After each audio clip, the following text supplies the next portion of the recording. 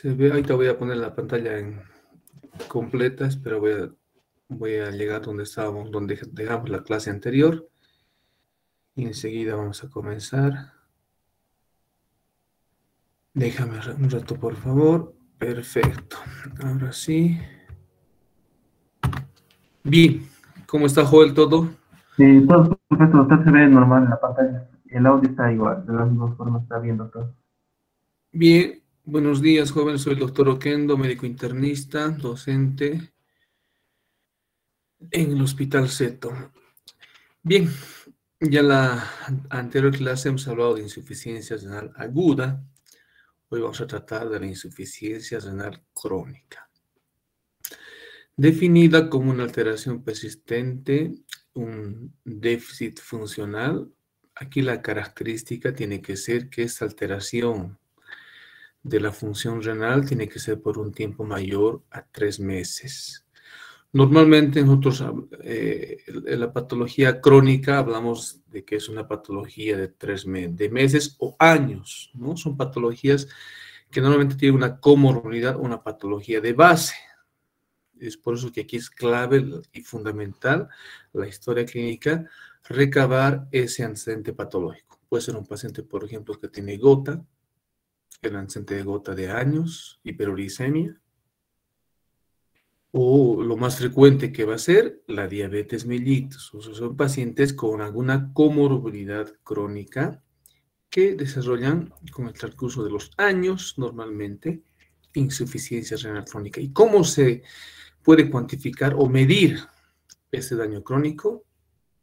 Los indicadores van a ser que el paciente tenga una creatinina aumentada de forma sostenida. Estamos hablando de meses, ¿no? No es que el aumento, ustedes ya saben que el aumento en días habla de un problema agudo, pero este es un aumento sostenido mínimamente en un tiempo mayor a 3 meses. Y lo que habitualmente vemos son pacientes con años de evolución, que encontramos también proteinuria patológica, hematuria glomerular, porque hay también la hematuria no glomerular, no confundamos, que tiene otras causas. Acá estamos hablando de que hay una hematuria glomerular con la presencia de crenocitos, glóbulos rojos dismórficos, rotos. Y si hacemos un estudio de imagen, vamos a encontrar obviamente riñones pequeños o podemos encontrar riñones poliquísticos. Casualmente, cuando hay un riñón poliquístico puede estar aumentado de tamaño, pero es un hallazgo ecográfico que puede ser posible en la insuficiencia renal crónica. Y muchas veces uno tiene que llegar a la biopsia renal encontrando en el estudio histopatológico una glomerulopatía crónica. Para hablar de insuficiencia renal, tenemos que hablar de que el filtrado, la forma de medir la función renal es a través del filtrado glomerular.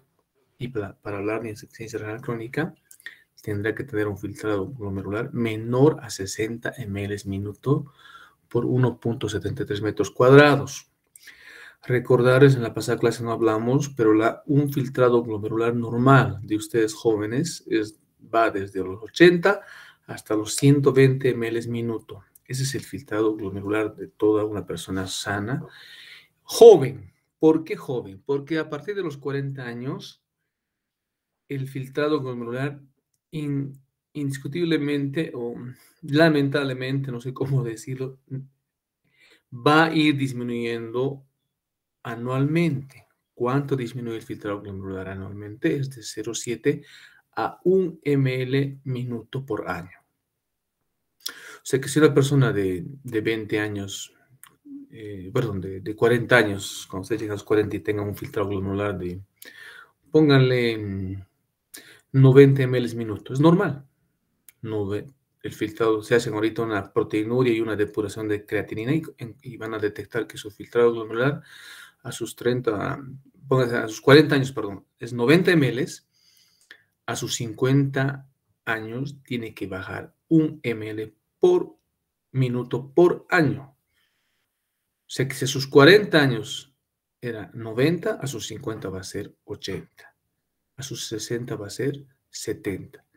Eso sí o sí ocurre, eso es inevitable, es como aquel de deterioro, eso es parte del envejecimiento de las personas. O sea, aquí hay una disminución normalmente fisiológica del filtrado glomerular de 1 ml minuto por año a partir de los 40 años. Pero definimos nuevamente este problema de renal crónico como un filtrado menor a 60. Cuando hablamos de etiología, esta es una publicación española donde habla de las distintas, de lejos, peor acá en nuestros países de Sudamérica, la diabetes viene siendo la principal causa. Es la primera causa para que haya pacientes que estén en diálisis o que requieran tratamiento sustitutivo como la diálisis, la diabetes mellitus. Habla de que también hay otras causas no afiliadas, hay vasculares, hay glomerulonephritis y infecciosas, hay enfermedades poliquísticas, sistémicas, neuropatía. Acá dentro de las vasculares, que estarían en tercer lugar, está por la hipertensión arterial, que en nuestro medio sigue, es la segunda causa. Diabetes, hipertensión. O sea, lo primero que vamos a hacer en un paciente que sospechamos de una insuficiencia renal crónica es preguntar sobre los antecedentes patológicos. ¿Qué tiempo tiene de diabetes? ¿Qué tiempo tiene de hipertensión? O si tiene alguna otra patología que ha afectado al riñón, que no son las únicas, pero son las más importantes. ¿Qué podemos hablar de la patogenia y fisiopatología de la insuficiencia renal crónica? Entonces, pongamos que tenga diabetes y tenga nefropatía diabética. El daño glomerular va a causar que haya una disminución. Primero va a comenzar disminuyendo la función renal, dañándose algunos glomérulos. Esto va a causar que el paciente tenga una disminución del filtrado glomerular. Pero así como hay nefronas dañadas, hay nefronas sanas o funcionales. Estas nefronas, que es nuestra unidad funcional, van a comenzar a hiperfiltrar. Como hay un porcentaje de nefronas dañadas, las que están sanas van a tener que trabajar el doble o el triple, a lo que llamamos como hiperfiltración glomerular de las nefronas no dañadas. Pero esta hiperfunción, esta hiperfiltración va a provocar, lamentablemente, en esa nefrona sana, lo que se denomina una glomeruloesclerosis, que finalmente eso va a causar que haya más nefronas dañadas, va a haber un mayor daño de la renal y obviamente una mayor pérdida de nefronas, una mayor pérdida de unidades funcionales y un mayor deterioro de la función renal. Este es un círculo vicioso que ocurre en la insuficiencia renal crónica, independientemente de cualquiera sea la etiología. Va a ocurrir este círculo vicioso. Tenemos que ver que hay algunos factores que contribuyen en este daño renal, o sea, que hace que empeore más este problema del daño renal crónico, por ejemplo, la persistencia de la proteinuria. La proteinuria daña esos capilares glomerulares, se filtra a través de los glomérulos causando mayor. A una proteinuria persistente es como un daño permanente en el filtrado glomerular.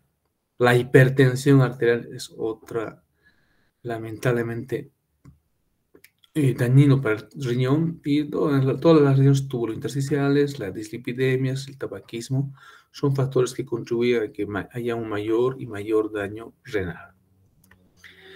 Ustedes saben que el riñón cumple muchas funciones.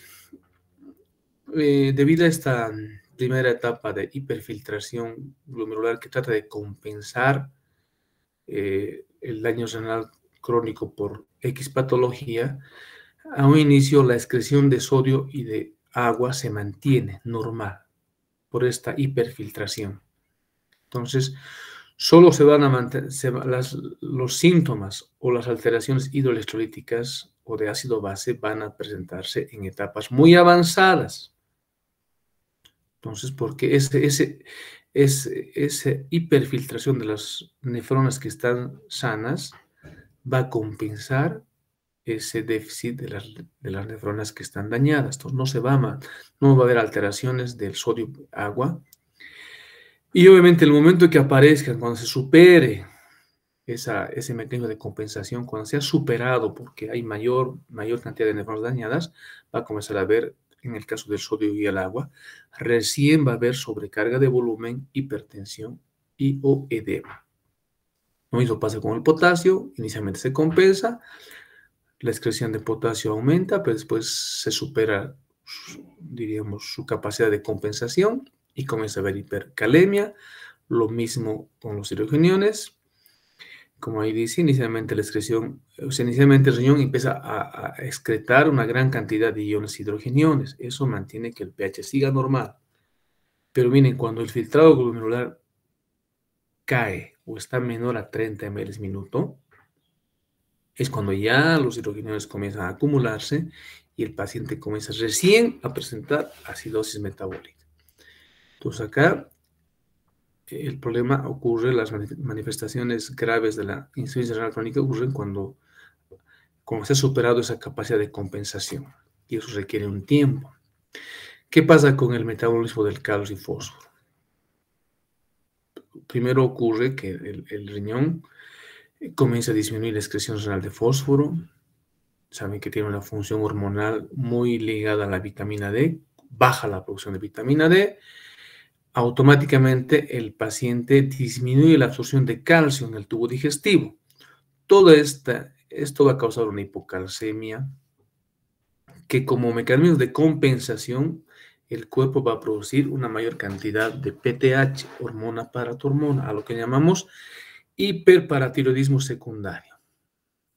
Y el hiperparatiroidismo secundario lo que va a producir que aumente la reabsorción ósea de calcio, va a dar la orden a que el riñón retenga más calcio y esto va a causar un problema de osteomalacia, un problema, o sea, ¿de dónde va a sacar el calcio el cuerpo?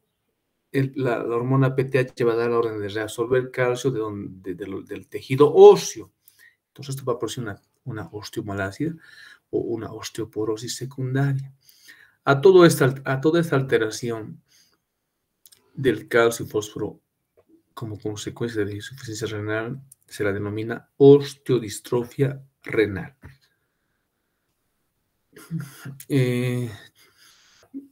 Recordándoles, el riñón tiene una función importante hormonal. Uno, el riñón produce una hormona importantísima llamada eritropoyetina es una hormona que estimula la producción de glóbulos rojos en la médula ósea, obviamente. Forma parte de la síntesis final y activación de la vitamina D. Pero hay otras hormonas peptídicas que se eliminan normalmente por el riñón, como la insulina, glucagón, gastrina, calcitonina. Son catabolizadas en el riñón. Y muchas veces uno detecta que un paciente tiene insuficiencia renal crónica, un diabético tiene insuficiencia renal crónica cuando comienza a presentar hipoglicemia. ¿Cómo es esto, doctor? Normalmente la diabetes viene con hiperglicemia. El paciente a veces requiere múltiples medicamentos por vía oral. No funciona, requieren insulina. Pasan los años y de repente llega un momento, pasaron 20 años y de repente su glicemia se normaliza sin medicamentos o si se ha tomado algún medicamento o dosis baja de insulina, comienza a haber hipoglicemia. ¿Y esto a qué se debe? Básicamente a que la insulina la poca insulina que tiene el paciente o la que recibe exógenamente no es adecuadamente eliminada o metabolizada en el riñón. Sigue recirculando la vida media de ese medicamento, incluso ese paciente sin insulina exógena, con la poca insulina que tenía en su cuerpo, porque el diabético tipo 2 no es que tenga insulinopenia, tiene insulinoresistencia. Pero esa insulina deficiente que tiene circula más tiempo y muchas veces uno diagnostica insuficiencia renal crónica porque el paciente comienza a tener hipoglicemias. O los medicamentos que toma por vía oral, como los hipoglicemiantes orales, sobre todo las sulfonilureas, como la glibenclamida, pueden producir hipoglicemia porque tienen que eliminarse en el riñón. Entonces, ustedes le dan lo que normalmente el paciente tomaba y apenas con dificultad controlaba su glicemia, debido a que va cayendo el filtrado glomerular, el paciente tiene una menor depuración, un filtrado glomerular más disminuido, esa tableta que tomaba para la diabetes, resulta que ya le causa hipoglicemia, no solo normoglicemia, hipoglicemia. Y esto tiene que ver porque muchas de estas medicamentos o sustancias que uno toma tienen que ser catabolizadas en el riñón.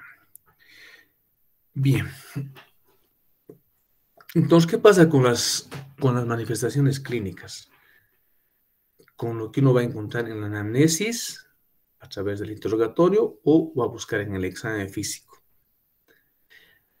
La enfermedad renal crónica normalmente cursa de forma asintomática, por lo que hemos hablado, por esa cadena fisiopatológica de compensación, por esa hiperfiltración glomerular. El paciente tiene insuficiencia renal crónica, pero no tiene síntomas durante un largo tiempo, estamos hablando de años, muchas veces es un hallazgo casual. Por eso que todo paciente, por ejemplo, diabético, hipertenso, se hace anualmente un control completo de su función renal, de sus electrolitos, de sus pruebas, de las químicas sanguíneas. Incluso hacemos lo que en el diabético sobre todo hay que hacer anualmente, mínimamente anualmente, hacemos la recolección de orina de 24 horas para controlar para medir la proteinuria y al mismo tiempo medir la depuración de creatinina, que es el filtrado glomerular. Entonces uno encuentra, es la forma más frecuente, ese diabético que anualmente mensualmente va a su control, va a su medicación, uno lo va revisando, va viendo al paciente, y está pues asintomático desde el punto de vista de un problema renal crónico. ¿Cómo lo detectamos? Pidiendo laboratorios. Lamentablemente, solo ya en fases muy avanzadas es que recién comienzan los síntomas y los signos. O sea, querer detectar una insuficiencia renal crónica a través de los síntomas y signos es llegar tarde. ¿Y cuáles son los síntomas? Los síntomas más frecuentes, pero inespecíficos, el malestar, debilidad, náuseas, vómitos, son lo que más predomina, pero ya estamos llegando tarde, anorexia, insomnio. En la parte cutánea, si de repente aquí es un poquito más temprano, como consecuencia del tema de la déficit de eritropoyetina, como consecuencia de la deficiencia de hierro en la dieta, como consecuencia también de algunas pérdidas sanguíneas que puede acompañar a la insuficiencia renal crónica, el paciente típicamente viene con anemia. De repente se hace también una diferencia bien abismal entre el agudo y el crónico, ¿no? El crónico habitualmente no, exceptuando si el agudo viene por una hemorragia digestiva aguda, va a tener anemia, pero va a tener una anemia aguda que no va a tolerar. El crónico, lo típico es que se acompañe de anemia. ¿Y cómo se manifiesta el crónico de anemia? Por la palidez mucocutánea. Hay un aspecto terroso en la piel, hay una hiperpigmentación, y el paciente ese paciente crónico sufre de prurito. Entonces, ¿qué va a tener en la piel? Algunas lesiones por rascado. Y a veces tan avanzada la insuficiencia renal crónica que comienza a eliminar urea por el sudor. Eso es lo que llamamos, como se ve en la imagen en la parte inferior, en el antebrazo, ven la imagen, la escarcha urémica comienza a eliminar urea por la piel. También la insuficiencia renal crónica se acompaña de alteraciones en la coagulación, sobre todo lo que tiene que ver con las plaquetas. No es que no hay plaquetopenia, hay trombocitopatía, hay una patología plaquetaria. Entonces el paciente va a tener hematomas o equimosis. A nivel cardiovascular, es la principal causa de mortalidad en el paciente con insuficiencia renal crónica. La hipertensión arterial es diríamos, un común denominador. Pero aquí es lo interesante. A ver, la hipertensión arterial puede causar la insuficiencia renal crónica, o sea, estar antes que haya insuficiencia renal crónica, o la hipertensión arterial puede ser una manifestación que aparece como consecuencia de la insuficiencia renal crónica. No sabemos cuál es primero, el huevo o la gallina. Pero la hipertensión casi es un común denominador en el paciente renal crónico. No, pero no estoy diciendo que no hay insuficiencia renal crónica sin hipertensión, no. ¿Qué es lo más habitual de encontrar? Sí. Y como les dije, la hipertensión causa insuficiencia renal crónica y como la insuficiencia renal crónica causa hipertensión. Cardiopatía isquémica. Entonces, ¿quién sufre de la sobrecarga de presión alta? El ventrículo izquierdo se hipertrofia, se infarta y después tiene insuficiencia cardíaca congestiva. Y obviamente si la uremia persiste y empeora, puede llegar a haber una pericarditis urémica.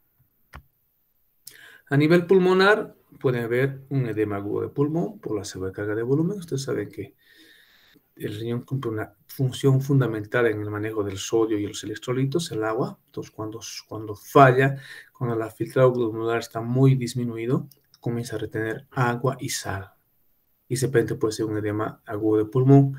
También se ha descrito que puede haber un edema agudo de pulmón cardiogénico y no cardiogénico, o sea, por sobrecarga de volumen, o no cardiogénico cuando hay un aumento por la misma uremia, puede haber un aumento de la permeabilidad capilar y dar lugar a un edema agudo de pulmón no cardiogénico. Pero, bueno.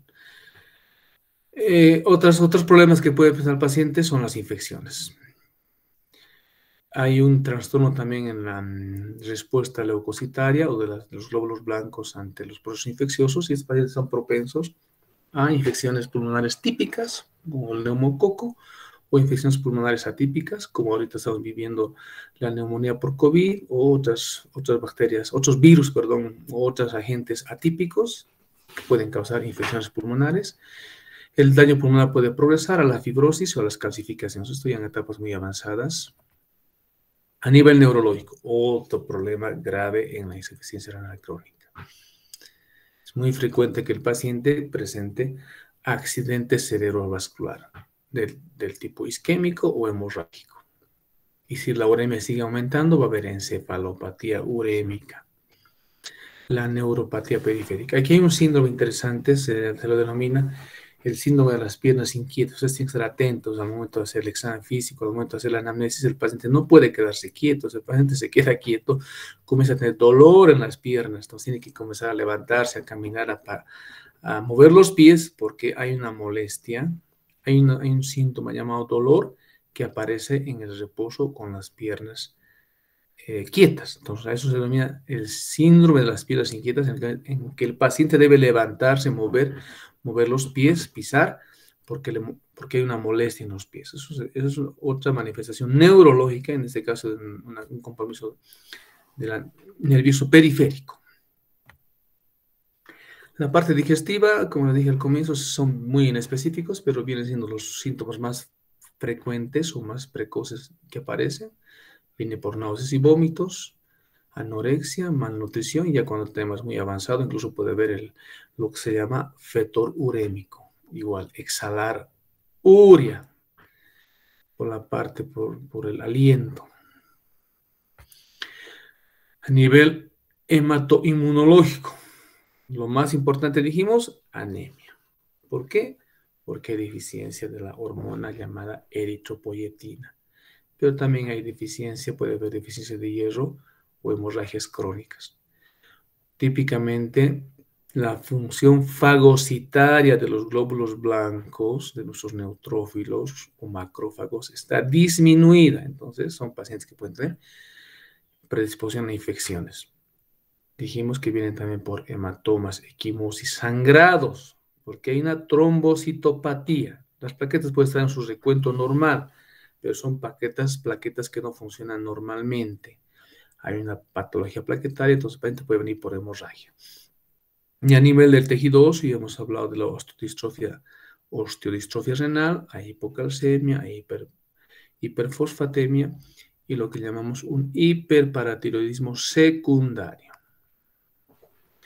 También va a haber un compromiso de muchas hormonas endócrinas. Por ejemplo, hay lo que se llama la disfunción sexual. Esto se debe a que va a provocar un aumento de la FSH-LH y una disminución de la testosterona. Esto se manifiesta en el hombre, provocando atrofia testicular o impotencia sexual, y en la mujer una disminución de la fertilidad y una disminución del líbido.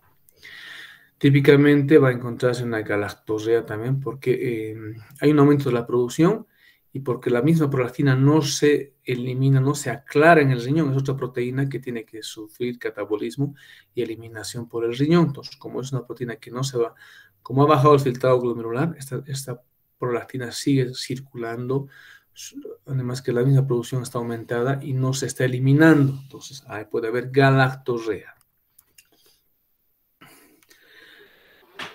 ¿Cómo hacemos el diagnóstico? Y les dije a un comienzo, como el diagnóstico va a ser más en base a algunos indicadores o a pedir unos exámenes complementarios. Aquí, si queremos llegar al diagnóstico clínico, semiológicamente, lamentablemente vamos a llegar muy tarde.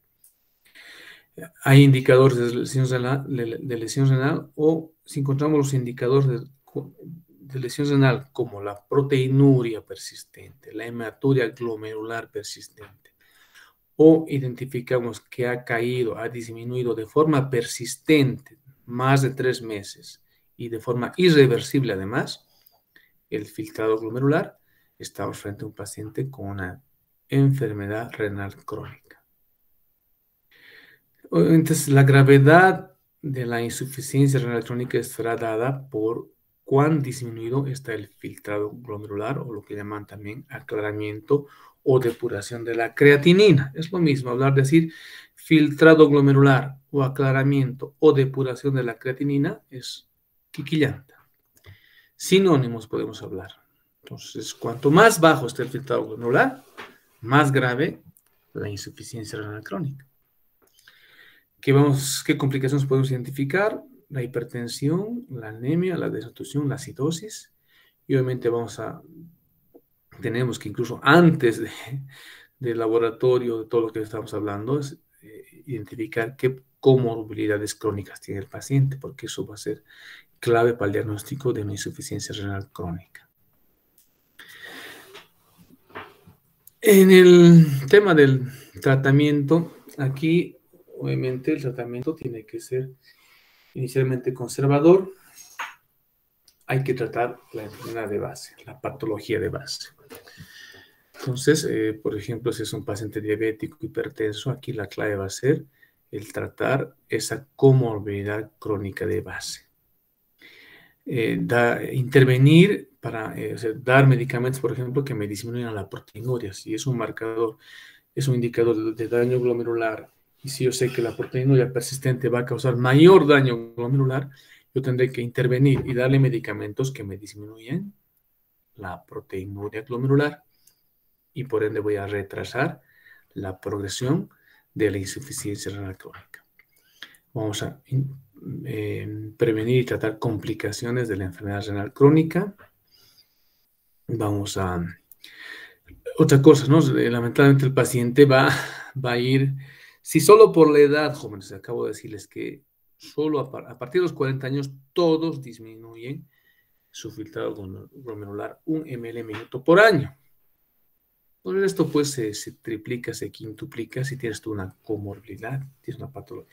Y si tú ya tienes insuficiencia renal crónica con una depuración, pues, como definimos, una depuración menor a 60, estás en 50 ml minuto.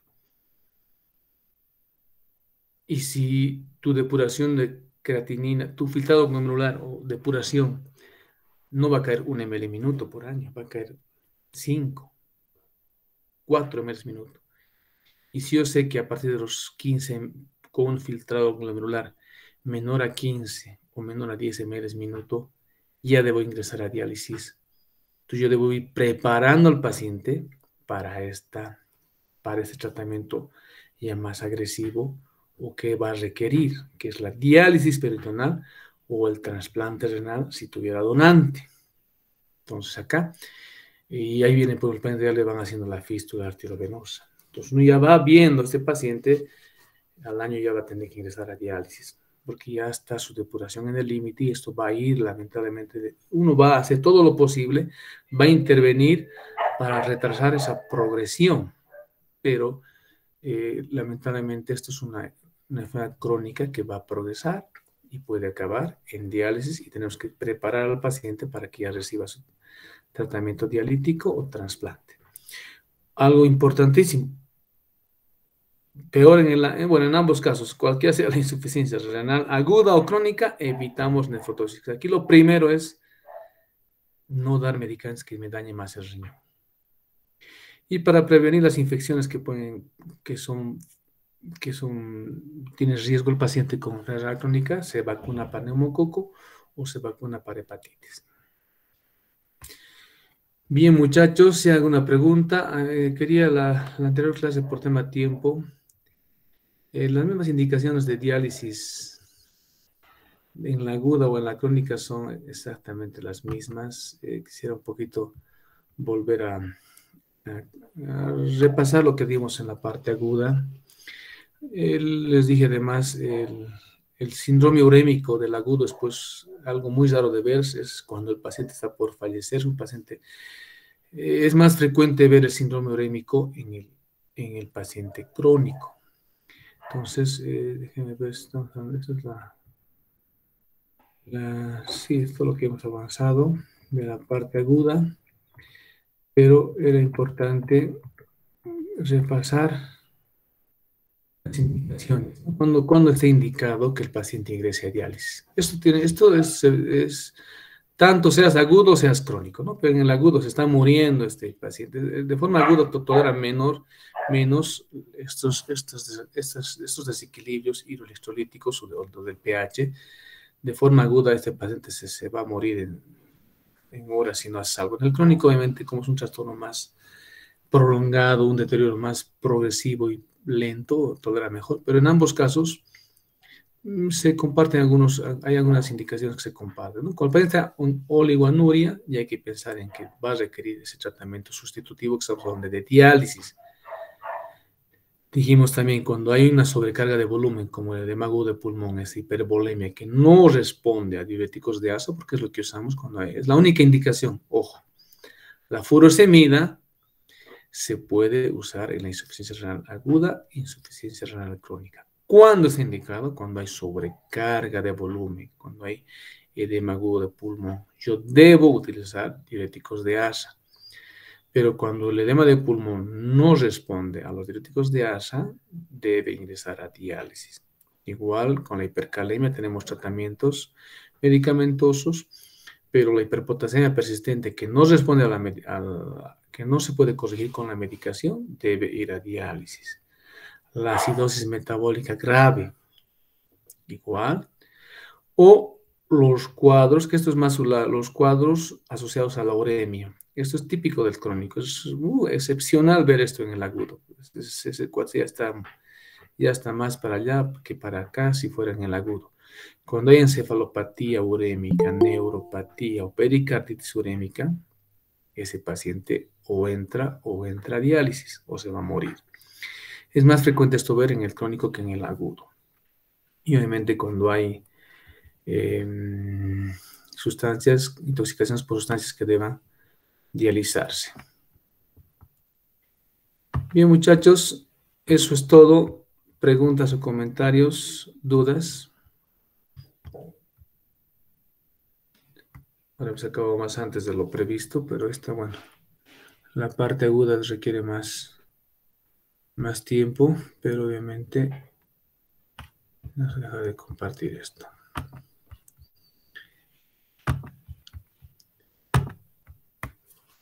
¿Todo claro, jóvenes?